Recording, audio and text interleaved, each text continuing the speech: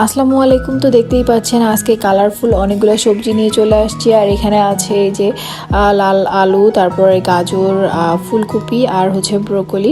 এগুলো কম বেশি সবসময়ই পাওয়া যায়। তো এগুলো দিয়ে আজকে একটা মজাদার অনেক হেলদি একটা রেসিপি শেয়ার করব। তো সেই রেসিপিটি দেখতে গেলে আপনাদের পুরো ভিডিওটি দেখতে হবে।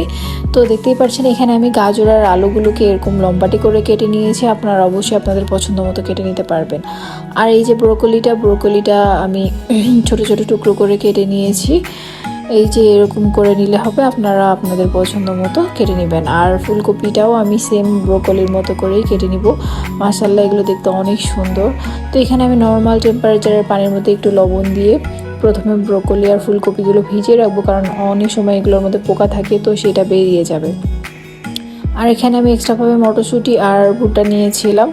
আপনারা ইচ্ছা পছন্দ মতো সবজি নিতে পারেন। তো আলু আর গাজরটা আমি প্রথমেই গরম পানির মধ্যে দিয়ে 1 মিনিট মতো সিদ্ধ করার পর বাকি সবজিগুলো দিয়েছিলাম। ফুলকপি আর ব্রোকলিটা খুব বেশি সিদ্ধ করার প্রয়োজন নেই। তো দেখতেই পাচ্ছেন মোটামুটি সিদ্ধ হয়ে গেলে, খুব বেশি সিদ্ধ করা লাগবে না, 50% সিদ্ধ করার পর আমি একটা পাত্রের মধ্যে ঠান্ডা পানি নিয়ে তার মধ্যে সবজিগুলো দিয়ে দিচ্ছি, যাতে ওভারকুক না হয়। এখন এদিকে একটা পাত্রের মধ্যে আমি বাটার দিয়ে বাটারটা মেল্ট করে নিয়ে তারপরে যে সবজিগুলো আমি সিদ্ধ করে রেখেছিলাম সেটা পানি ঝরিয়ে নিয়েছি। ঝরিয়ে নিয়ে এটা আমি এখন বাটারের মধ্যে দিয়ে দিচ্ছি। এটা সামান্য একটু সটে করে নেব, খুব বেশি ফ্রাই করার প্রয়োজন নেই, কারণ হচ্ছে আমি অলরেডি এটাকে সিদ্ধ করে নিয়েছি।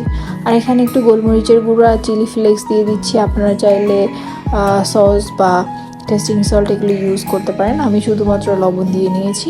দিয়ে এটাকে সুন্দর মতো আমি ফ্রাই করে নিব বাটার এর সাথে। খুব বেশি ফ্রাই করার দরকার নেই, তাহলে এগুলোর কালারটাও কিন্তু নষ্ট হয়ে যাবে। আর এই যে দেখতে পাচ্ছেন একটা প্যানের মধ্যে আমি তেল গরম করে এখানে আমি চিকেন শাসলিক করে নিয়েছি। আমার পেজে কিন্তু চিকেন কাবাবের রেসিপি আছে, আমি সেম ওয়েতেই চিকেন কাবাবটা করে নিয়েছি আর কি। আর এখন আমি প্লেটিংয়ের পালা, প্লেটিং করে নিচ্ছি। প্লেটিং করার জন্য আমি একটু সস দিয়ে হচ্ছে ডেকোরেশন করে নিয়েছি। আর যে সবজিটা সটে করে রেখেছিলাম সেটা নিয়ে নিচ্ছি। আর এখন দিয়ে দিচ্ছি কাবাবটাও কিন্তু খুব সুন্দর ভাজা হয়েছে, একদম রেস্টুরেন্টের মতো দেখতে লাগছে। আর এই কাঠিগুলো কিন্তু আপনারা সুপার শপ অ্যাভেলেবেল পেয়ে যাবেন। তো দেখতেই পাচ্ছেন মাশাআল্লাহ, দেখতে এতটা সুন্দর। আর যারা ডায়েট করেন তাদের জন্য তো অনেক সুন্দর একটা ব্রেকফাস্ট কিংবা ডিনারের আইটেম হয়ে যেতে পারে।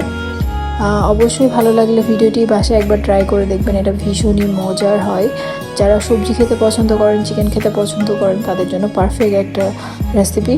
আর এই যে দেখতে পাচ্ছেন কাবাবটাও কিন্তু সুন্দর মতো সিদ্ধ হয়েছে। আমি সেটাই দেখানোর ট্রাই করছিলাম যে এটা সফট হয়ে গেছে। আমি কিন্তু খুব বেশি কুক করিনি, তো এখন একটু ট্রাই করে আপনাদেরকে দেখাচ্ছিলাম।